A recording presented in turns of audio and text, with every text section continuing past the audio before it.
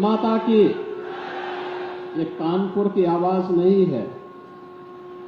इतने जोर से आपकी आवाज गूंजनी चाहिए कि लखनऊ तक आपकी आवाज सुनाई दे। भारत माता की, भारत माता की, भारत माता की। वंदे वंदे वंदे। कानपुर में आयोजित आज के इस रोजगार मेला, ऋण वितरण और युवाओं के लिए स्वामी विवेकानंद युवा सशक्तिकरण योजना के अंतर्गत टैबलेट और स्मार्टफोन वितरण के आज के इस कार्यक्रम में कानपुर की विकास की परियोजनाओं के लोकार्पण और शिलान्यास के लिए आयोजित आज के समारोह में उपस्थित प्रदेश सरकार में मंत्रिमंडल के मेरे वरिष्ठ सहयोगी, प्रदेश के वित्त मंत्री श्री सुरेश खन्ना जी, प्रदेश सरकार के मंत्रीगण श्री राकेश सचान जी, श्री नितिन अग्रवाल जी, श्रीमती प्रतिभा शुक्ला जी, श्री अजीत पाल जी, माननीय सांसद श्री रमेश अवस्थी जी, माननीय सांसद देवेंद्र सिंह भोले जी, भारतीय जनता पार्टी के क्षेत्रीय अध्यक्ष श्री प्रकाश पाल जी, विधान परिषद सदस्य श्री सलिल बिश्नोई जी, मानवेंद्र सिंह जी, अरुण पाठक जी,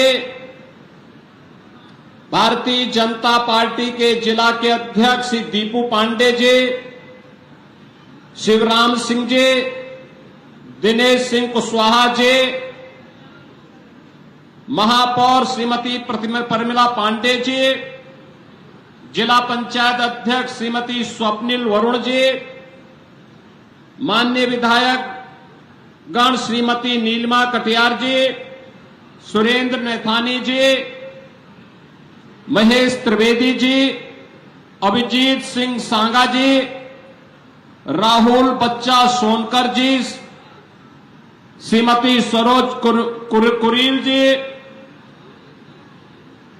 अविनाश सिंह चौहान जी, मंच पर उपस्थित श्री रघुनंदन भदौरिया जी, सुरेश अवस्थी जी, भारतीय जनता पार्टी और सहयोगी दलों के हमारे सभी पदाधिकारीगण,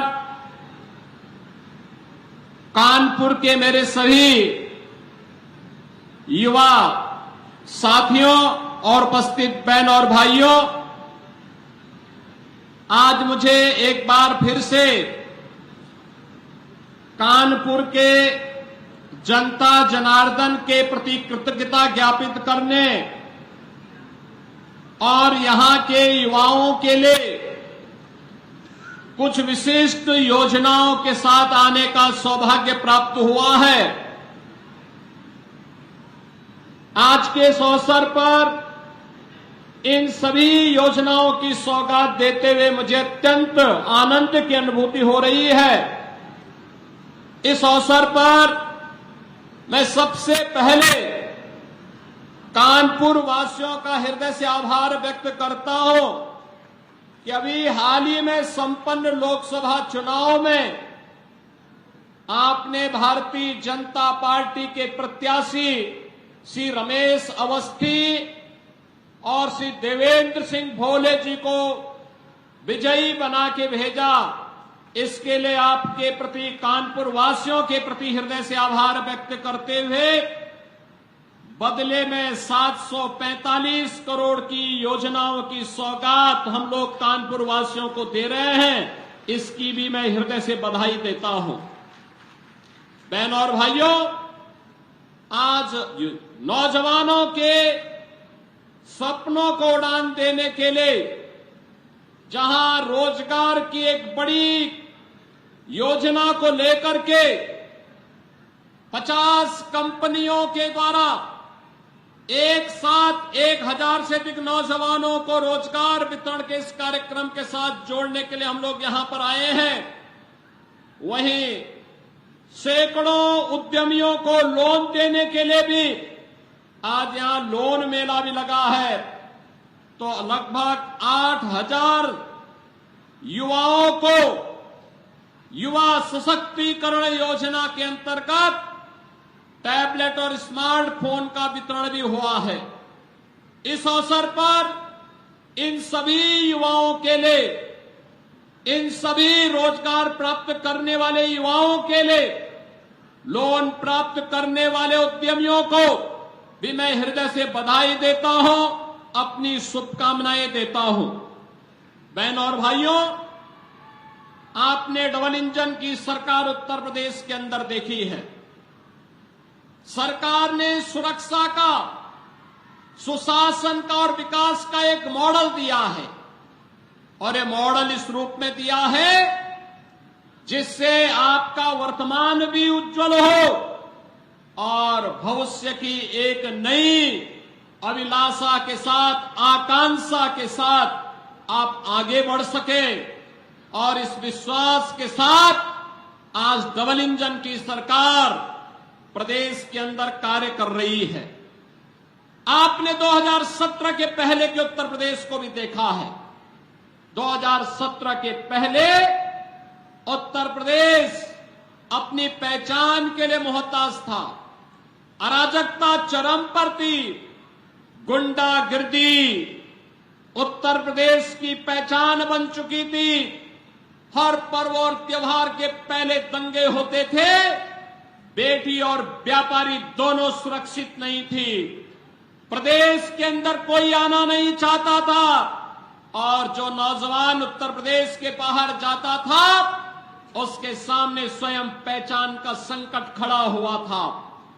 इन विपरीत परिस्थितियों में यहां की पीड़ा को समझा दुनिया के सबसे लोकप्रिय राजनेता प्रधानमंत्री मोदी जी ने, और 2017 में मोदी जी के आह्वान पर प्रदेशवासियों ने प्रदेश में भारतीय जनता पार्टी को जनादेश दिया। आज परिणाम आप देख रहे होंगे। 7.5 वर्ष में कोई प्रदेश एक लंबी दूरी तय कर ले, आज आपके सामने यह दृश्य है। बहनों और भाइयों, आज विकास का क्या मॉडल होना चाहिए यह उत्तर प्रदेश तय करता है। आज सुशासन का मॉडल क्या होना चाहिए उत्तर प्रदेश तय करता है। कानून व्यवस्था कैसे होनी चाहिए आज ये उत्तर प्रदेश तय करता है।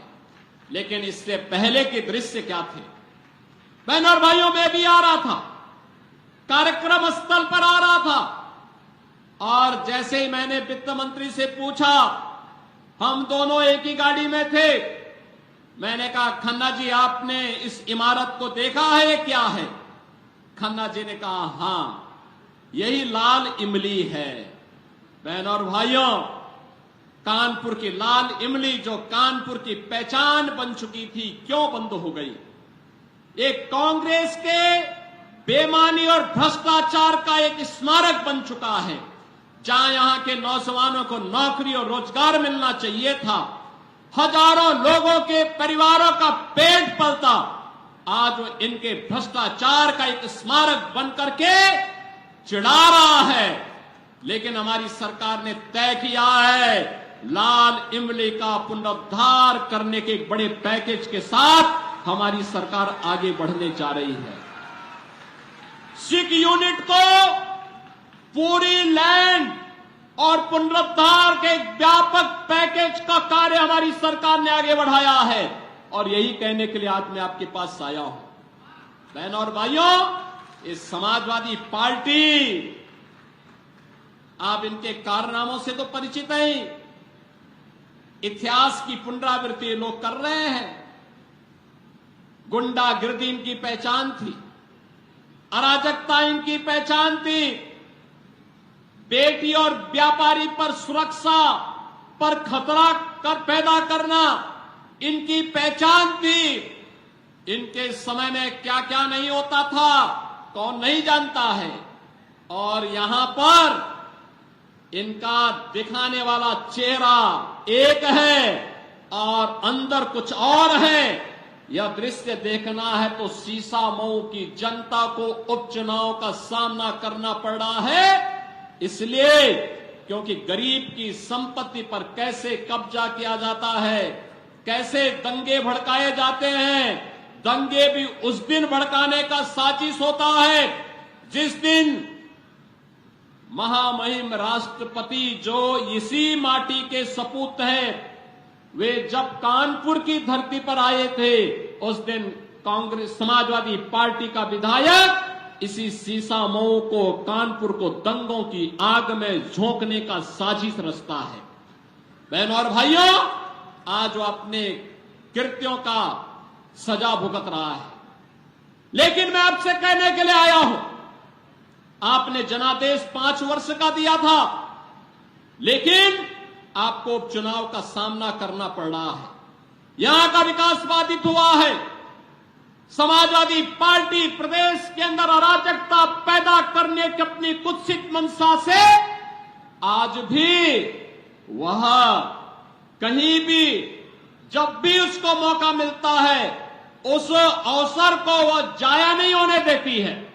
आपने भी इसके चरित्र को देखा है अयोध्या के अंदर, कैसे समाजवादी पार्टी का एक नेता वहां पर एक निषाद बेटी के इज्जत के साथ खिलवाड़ करता है और समाजवादी पार्टी के मुखिया बेशर्मी के साथ उस बेशरम के खिलाफ कार्रवाई करने की बजाय उसका समर्थन करते हुए दिखाई दे रहे थे।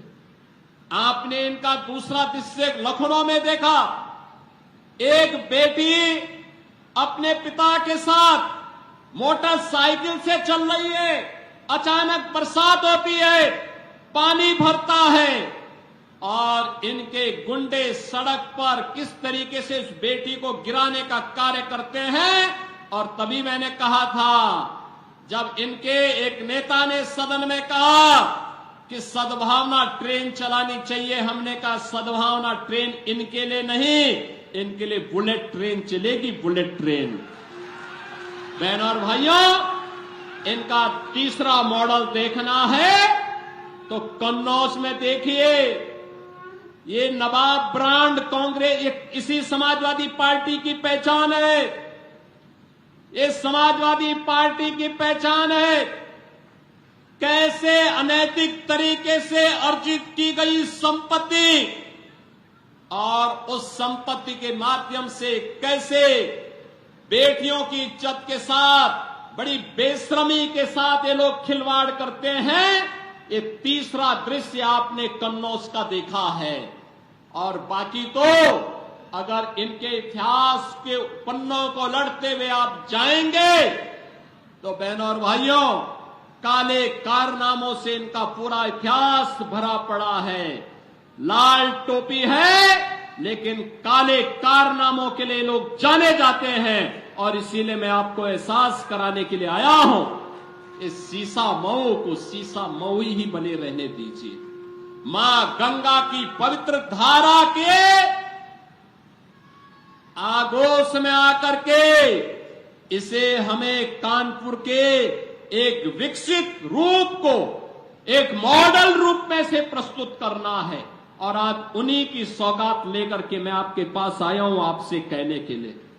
बहनों और भाइयों, एक तरफ नौजवानों के सशक्तिकरण के लिए टैबलेट और स्मार्टफोन वितरित हो रहे हैं। हमारा युवा भी तो दुनिया के पास जाएगा दिखाने के लिए कि हां, मैं योग्य हूं, सर्वोत्तम मैं करके दिखा सकता हूं, भारत के विकास में मैं भी योगदान दे सकता हूं।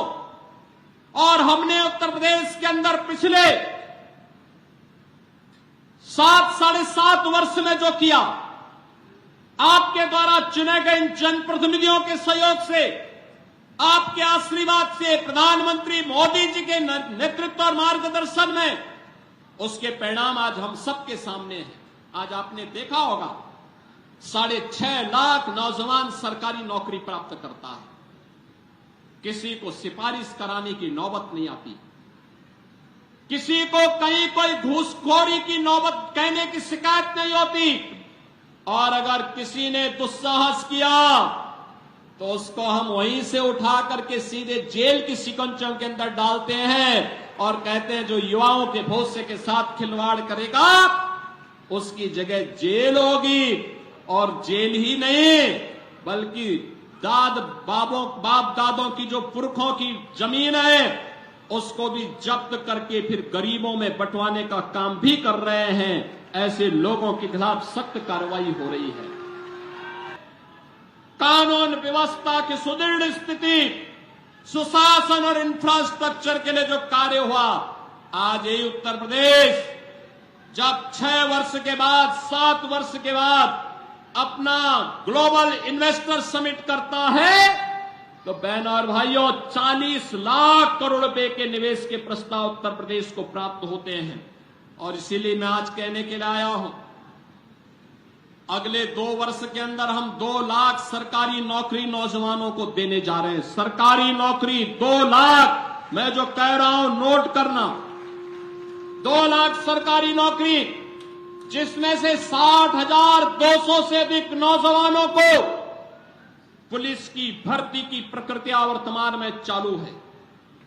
23, 24, 25 और फिर कल और परसों ये 5 दिनों में ये रिटर्न परीक्षा हो रही, लिखित परीक्षा हो रही है। और परीक्षा आप देख रहे होंगे, परिंदा भी पर नहीं मार सकता। और अगर किसी ने दुस्साहस किया सेंध लगाने का तो कैसे कहीं का भी हो उसको उठा करके फिर सदैव के लिए जेल के अंदर बंद करने की कार्रवाई, आजीवन कारावास की सजा, 1 करोड़ रुपए तक जुर्माना, संपत्ति की जब्तीकरण की कार्रवाई के साथ जोड़ रहे हैं। और अकेले उत्तर प्रदेश पुलिस अगले 2 वर्ष के अंदर 1 लाख नौजवानों की भर्ती करने जा रहा है। और बहनों और भाइयों यही नहीं, इसमें से 20% हम केवल और केवल बेटियों को भर्ती करने जा रहे हैं। बेटियों की भर्ती होगी 20%।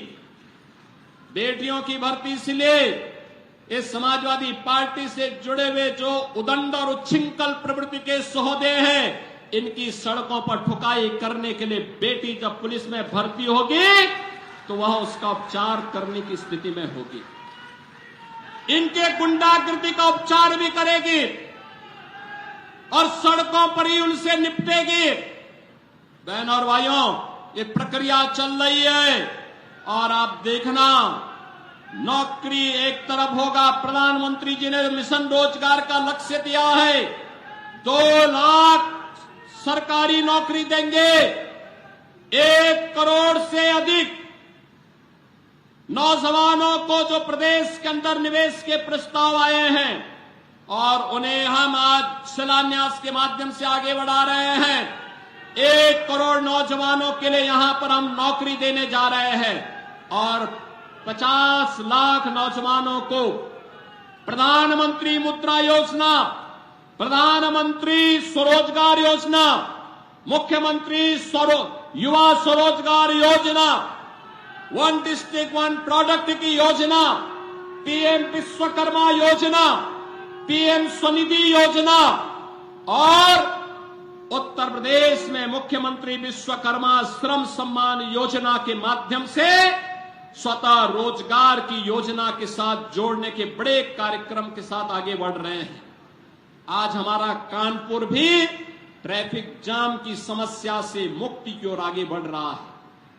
आज कानपुर के पास अपना मेट्रो है, अब यह मेट्रो सिटी बन चुका है। बहनों और भाइयों, इस सीसा मऊ में ही कितना बड़ा सीवर का नाला मां गंगा में उड़ेला जाता है, यह भी यहां के विकास का आधार बनने जा रहा है।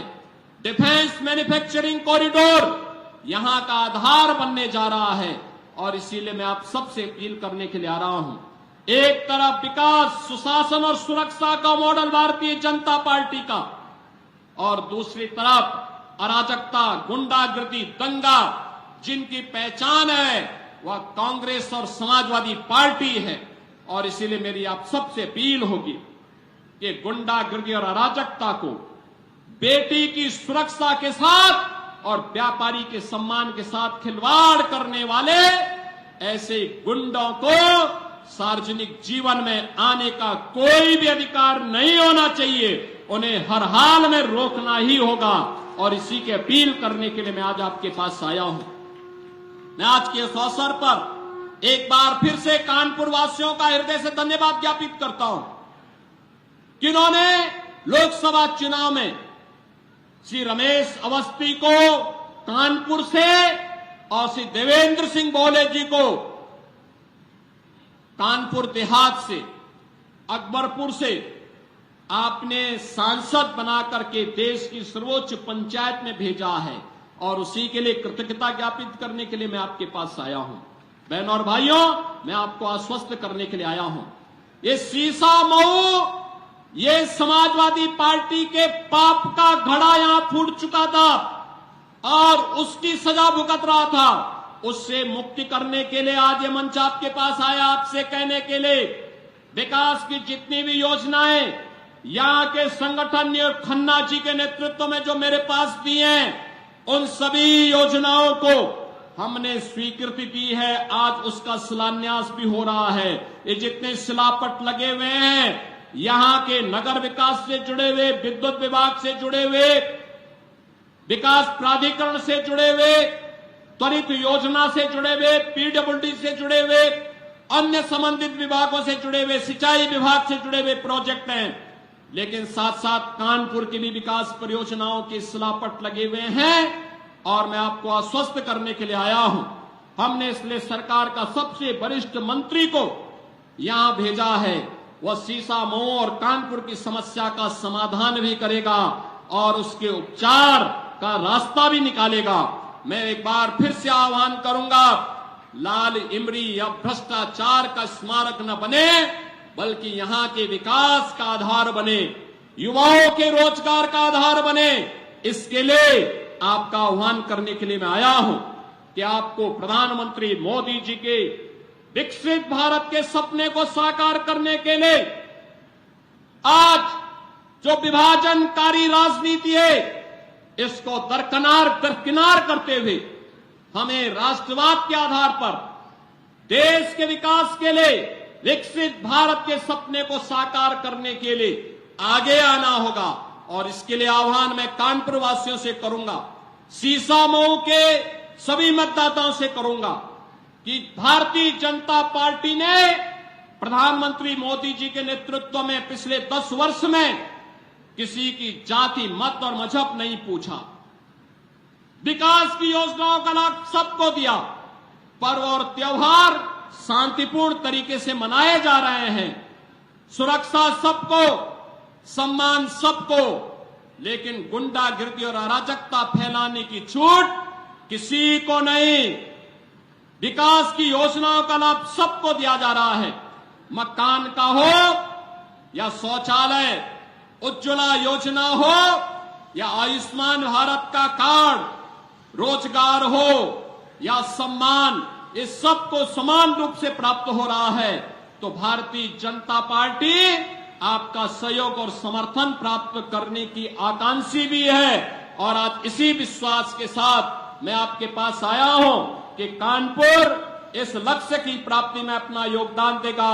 इस विश्वास के साथ मैं एक बार फिर से 745 करोड़ की इन परियोजनाओं के लिए कानपुर वासियों को बधाई देता हूं, जनप्रतिनिधियों का अभिनंदन करता हूं।